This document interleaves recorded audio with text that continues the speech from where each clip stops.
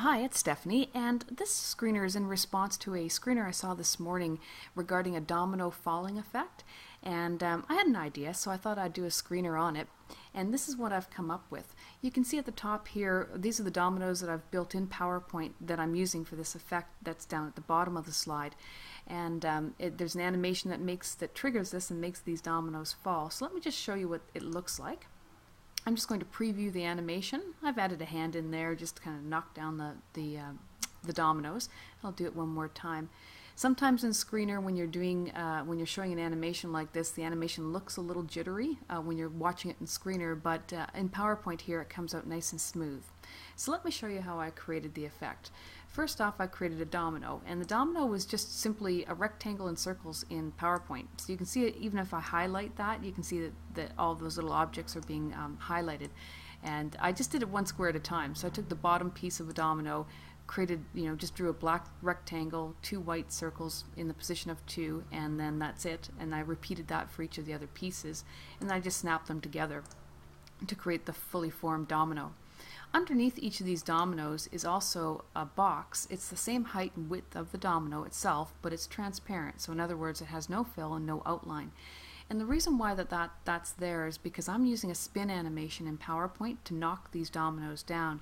And when you use a spin in PowerPoint, it spins it from the center of the object, not the bottom. So if I didn't have this transparent piece down below, when this domino falls, it's actually going to fall from the center of the domino, and it's not going to create a realistic effect. You want the domino, like in real life, to knock down from the bottom.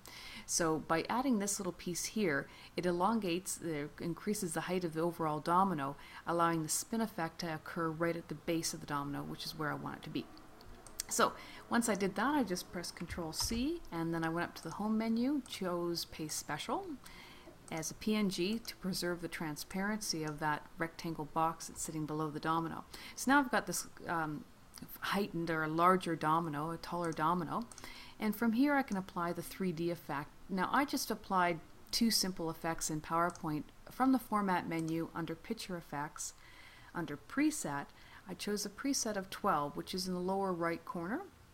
And that gives it a little bit of a twist. You can see the little twist that it adds into the domino. And then further, under Picture Effects, 3D Rotation, in the Parallel group, second row, first option, which is Off Axis, 1 left, which just creates a bit more of a sheen, nice little shine to it, but also it gives it a bit more perspective as well. And that's it. That's all I did. Now you can see the shadow is a little off here, so you may want to turn the shadow off or work with the shadow options, but for the screener I'm not going to do that. So I repeated that process to create each of the dominoes that you're seeing here. Once done, I line them up on the screen. Now, I didn't line them up in a straight row, rather it's actually angled. So the reason why I've got this kind of rectangle wood piece in here, it has the perspective that I wanted to make the dominoes fall onto. And for that to look relatively realistic, you have to follow this angle of a line. So that's kind of what the dominoes are doing here. They're following the same line that you're seeing here. So you just want to have the dominoes lined up with a bit of perspective.